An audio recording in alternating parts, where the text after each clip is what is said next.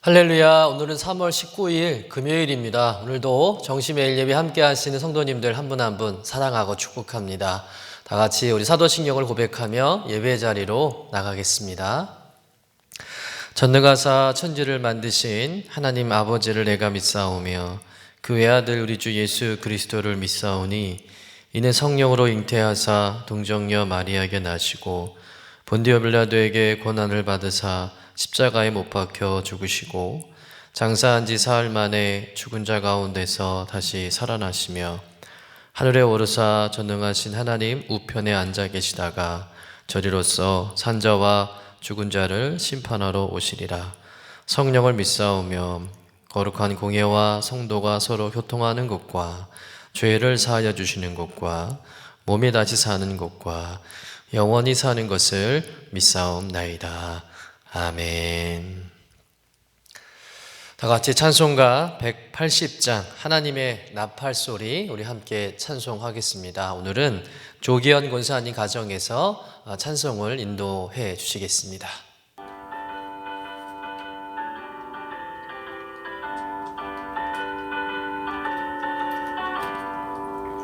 하나님의 나팔소리 전지 진동할 때에 예수 영광 중에 구름 타시고 천사들이 세계 만국 모든 곳에 보내어 구원받은 성도들을 모으리. 나팔 불 때 나의 이름, 나팔 불 때 나의 이름, 나팔 불 때 나의 이름, 부를 때에 같이 찬양하겠네. 무덤 속에 잠자는 자들 다시 일어나 영화로운 부활 승리 얻으리. 주가 택한 모든 성도 구름 타고 올라가 공중에서 주의 얼굴 배우리.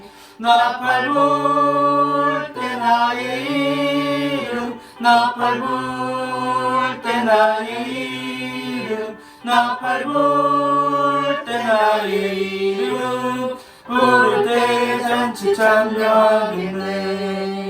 주님 다시 오실 날은 우리 알 수 없으니 항상 기도하고 깨어 있어서 기쁨으로 보좌 앞에 우리 나가서도록 그때까지 참고 기다리겠네.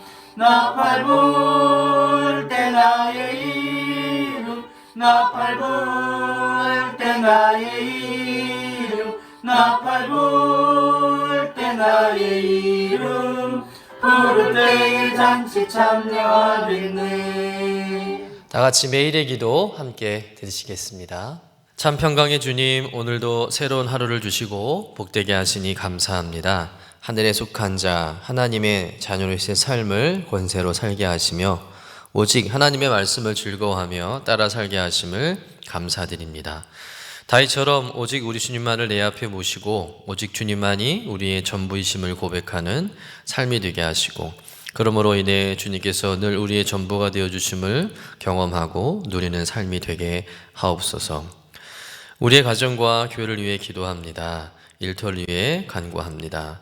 나라와 민족들을 위해 주님의 은혜를 구합니다. 구원과 치료와 회복의 은혜를 내려주셔서 어그러진 모든 것들이 바로 세워지게 하시고 평화를 이루게 하옵소서. 이제 일상이 된 결론의 일과를 통해서 성령의 충만, 성도의 영화를 이루게 하옵소서.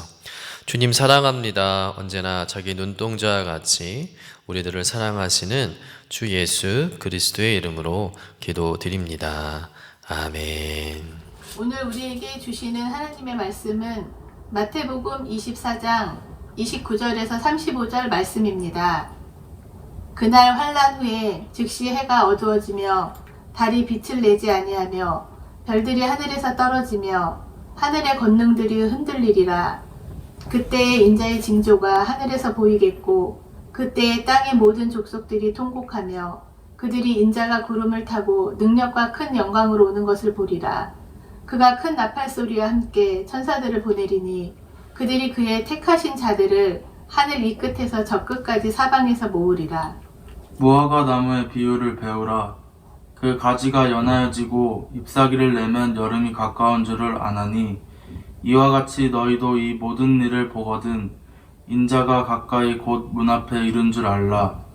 내가 진실로 너희에게 말하노니 이 세대가 지나가기 전에 이 일이 다 일어나니라. 천지는 없어질지언정 내 말은 없어지지 아니하리라. 이는 하나님의 말씀입니다. 아멘. 오늘 예배 헌신에 참여해 주신 우리 조기현 권사님 가정, 조기현 권사님, 또 김수경 권사님, 또 자녀 조성덕 집사님, 며느리 천연주 집사님, 손자 조홍이 사랑하고 축복합니다. 여러분은 주님의 재림을 믿으십니까? 주님의 재림은 반드시 있습니다. 이 주님의 재림을 이용해서 이단들이 시한부 종말론 같은 그런 잘못된 주장을 펴서 많은 성도들을 미혹해서 그렇지, 이런 성경은 반드시 주님의 재림이 있을 것을 말씀하고 있습니다. 또한 이 재림신앙은 창조신앙, 또 십자가신앙, 부활신앙과 함께 기독교 신앙의 근간을 이루는 아주 중요한 신앙의 주제이기도 합니다. 오늘 말씀은 마지막 때에 예수님께서 다시 오실 것을 예언하는 말씀이에요. 즉 재림에 대한 묵시적인 말씀이죠. 오늘 예수님께서는 먼저 그 재림의 징조에 대해서 말씀하고 있습니다. 우리 본문 29절부터 31절까지의 말씀을 같이 읽어보도록 하겠습니다. 시작. 그날 환난 후에 즉시 해가 어두워지며 달이 빛을 내지 아니하며 별들이 하늘에서 떨어지며 하늘의 권능들이 흔들리리라. 그때 인자의 징조가 하늘에서 보이겠고 그때 땅의 모든 족속들이 통곡하며 그들이 인자가 구름을 타고 능력과 큰 영광으로 오는 것을 보리라.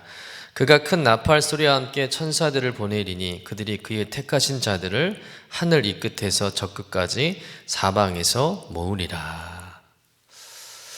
예수님이 재림이 임할 때 환란이 있고 난 뒤에 어떤 징조가 있다고 말씀하고 있습니까? 해가 어두워지고 또 달빛이 그 빛을 잃고 하늘에서 별이 떨어지고 하늘의 권능들, 이 하늘의 권능들이라는 것은 뭐냐면 우주 안에 있는 천체들을 말하는 거예요. 그 모든 것들이 흔들린다라고 말씀하고 있죠.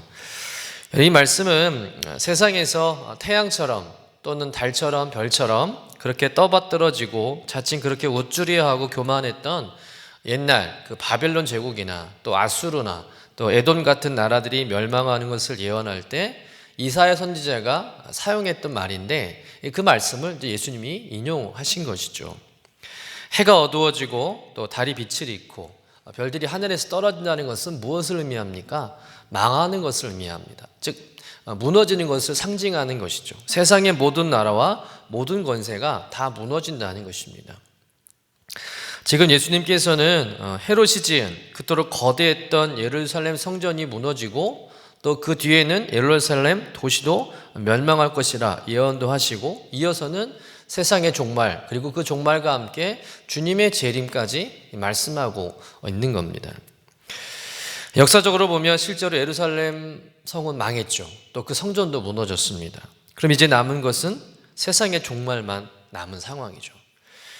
여러분 그 종말의 과정을 표현하기를 오늘 주님께서 해가 어두워지고 달이 빛을 잃고 별들이 하늘에서 떨어진다 이렇게 말씀하신 건데 여러분 이것은 어떤 것을 의미합니까? 세상의 모든 질서, 기존의 모든 질서들이 다 무너진다는 겁니다. 그리고 그때 하늘에서 천사들과 함께 이 지상으로 우리 주님이 구름을 타시고 영광 가운데 재림하신다는 것이죠. 그렇게 재림하셔서 무엇을 하십니까? 택한 백성들을 모으신답니다. 이 택한 백성들은 어떤 백성들일까요? 십자가의 복음을 붙들고 믿음으로 끝까지 환난을 이겨낸 성도들이겠죠. 그 성도들을 사방에서 모으시고 그들과 함께 새로운 하나님의 질서를 세우는 겁니다. 즉 이전에 없었던 새로운 세상, 새로운 시대가 시작되는 것이죠. 여러분 이것이 기독교가 말하는 종말론이라는 겁니다. 여러분 이 말씀을 우리는 믿음으로 받아야 할 줄로 믿습니다. 즉 우리는 종말론적인 신앙생활을 해야 한다는 겁니다. 여러분 세상에는 끝이 있고요. 심판도 있고요. 그리고 주님의 재림이 있음을 우리가 믿고 신앙생활 해야 한다는 것이죠. 왜냐하면 성경이 반드시 그 종말의 때가 있음을 선포했고 또 재림 또한 말씀하셨기 때문인 줄로 믿습니다. 여러분, 이 세상에는 두 종류의 종말이 있어요. 하나는 개인적인 종말이 있고요. 또 한 가지는 우주적인 종말이 있습니다. 여러분, 개인적인 종말, 이건 누구에게나 다 다가오는 종말이죠. 여러분, 인간은 다 죽습니다. 언젠가는 다 죽죠. 그것이 개인적인 종말입니다. 그리고 이 세상에 종말의 때도 있다는 거예요. 알파와 오메가 되신 주님이 태초에 이 세상을 처음 지으시고 만드신 때가 있는 것처럼 이제 이 세상의 마지막 때에 이 세상을 심판하시고 죄로 인해 망가진 이 세상을 다시 회복시키시고 완성하시기 위한 우주적인 종말도 있다는 겁니다. 그런데 요즘 사람들을 보면, 심지어 성도님들도 보면 이 종말에 대해서 무관심하게 살아가는 경우가 많다는 거예요. 뭐 세상에 종말이 어딨어? 세상에 끝이 어딨어? 세상에 종말 같은 거 없다고 생각하는 사람들이 많습니다. 그렇지 않다는 거예요. 여러분, 이미 예수님이 이 땅에 오신 그때부터 사실은 종말은 시작된 겁니다. 여러분, 성경 말씀대로 예수님께서 이 땅에 오셨고요. 그리고 십자가에 죽으셨고 부활하셨습니다. 그리고 승천하셨어요. 그리고 보혜사 성령님도 오셨습니다. 지금 성경 말씀대로 착착착 그 말씀이 지금 이루어지고 성취되고 있는 겁니다. 이제 하나만 남은 거예요. 뭐만 남았습니까? 주님의 재림만 남은 거죠. 여러분, 성경 말씀대로 이 주님의 재림도 반드시 성취된다는 겁니다. 때문에 여러분, 성도는 이 재림을 믿고 살아야 한다는 거예요. 주님의 재림이 있을 것을 믿고 우리가 신앙생활 해야 할 줄로 믿습니다. 주님이 오시긴 뭘 오셔, 이런 게 아니라 반드시 오심을 믿고 또 그 재림이 그리 멀지 않음을 깨닫고 우리가 영적으로 더 깨어 지금이 마지막 시대임을 알고 더 경건하게 신앙으로 살아가야 할 줄로 믿습니다. 이어서 주님은 그 재림하시는 때를 말씀해 주시는데요. 그 때를 무화과 나무의 비유를 통해서 배우라고 하십니다. 우리 본문 32절부터 33절의 말씀을 같이 한번 읽어보도록 하겠습니다. 시작. 무화과 나무의 비유를 배우라. 그 가지가 연하여지고 잎사귀를 내면 여름이 가까운 줄을 아나니 이와 같이 너희도 이 모든 일을 보거든 인자가 가까이 곧 문 앞에 이른 줄 알라. 오늘 예수님이 무화과 나무 비유를 말씀하신 이유, 그것은 팔레스타인의 여름은 예고 없이 갑자기 오기 때문입니다. 즉 겨울이 지나서 이제 봄이 오는 듯 하다가 갑자기 이제 뜨거운 남풍이 불어오면 이제 날씨가 확 더워지기 시작하는데, 이 갑작스러운 더위, 이 더위가 곧 여름이 올 거라는 것을 암시한다는 거예요. 근데 그것을 어떻게 알 수 있느냐? 무화과 나무 잎을 보면 알 수 있다는 거죠. 그러니까 아직 날씨가 확연히 더워지진 않았지만, 계절이 여름이라고 단정 지을 수는 없지만 무화과 나무 잎이 연하고 또 그 잎사귀가 나면 곧 뜨거운 여름이 올 거라는 것을 알 수 있다는 거죠. 여러분, 마찬가지로 여러분, 주님이 다시 오시는 그 재림의 때, 물론 그 재림의 때는 예고 없이 갑자기 오십니다. 그러나 대강은 짐작할 수 있다는 거예요. 마치 무화과 나무 잎을 보고 그 여름이 곧 올 거라는 것을 우리가 직감할 수 있듯이, 짐작할 수 있듯이, 언제 주님이 오실까? 그건 역시 우리가 알 수 있다는 겁니다. 언제일까요? 여러분, 사람들이 너무 세속적이어서 오직 먹고 마시고 즐기는 일에만 열심을 다할 때, 심지어 우리 믿음의 성도들도 기도하지 않고 그저 세상 죄에 빠져서 정신없이 살아갈 때, 여러분, 그때 주님이 오실 수 있다는 겁니다. 그때도 가능성이 많다는 거죠. 마치 노아 홍수 때처럼 세상 사람들이 그 경고, 하나님의 경고를 무시하고 술에 취해 살고 먹고 마시고 그렇게 놀다가 여러분 홍수에 그들이 심판을 받은 것처럼, 여러분 갑자기 우리에게도 그런 심판이 다가오고 주님의 재림이 임할 수 있다는 겁니다. 그러니 우리는 어떻게 살아가야 하겠습니까? 주님의 재림을 준비하며 살아가는 것이죠. 여러분, 그 주님의 재림이 내일일 수도 있고요, 모레일 수도 있는 거고요, 몇 분 뒤에일 수도 있는 거예요. 그 주님의 재림을 날마다 우리가 믿고 영적으로 깨어서 날마다 기도하는 그런 성도로 살아가야 한다는 것이죠. 사랑하는 성도 여러분, 예수 그리스도의 오심, 그 재림은 우리 모든 믿는 성도들의 깊은 소망인 줄로 믿습니다. 여러분, 우리 인생의 마지막 피날레는 죽음이 아니에요. 주님의 재림과 함께 그 부활의 영광에 참여하는 것이 우리 인생의 마지막 피날레인 줄로 믿습니다. 그리고 그때는 하나님의 나라가 완성되는 것이죠. 곧 그리스도의 재림은 하나님의 구원이 완성되는 날이고 또 우리의 소망이 온전히 성취되는 날인 줄로 믿습니다. 그 부활의 영광에 참여하게 되는 그런 축복된 때가 되는 것이죠. 그러나 그 영광과 기쁨이 아무에게나 주어지는 것은 아니죠. 환난의 시대를 살아가지만, 이 마지막 시대를 살아가지만 끝까지 믿음을 지키고 택한 백성으로서의 그 사명을 성실하게 충성되이 감당한 성도에게만 그 영광과 기쁨을 얻고 누릴 수 있다는 것입니다.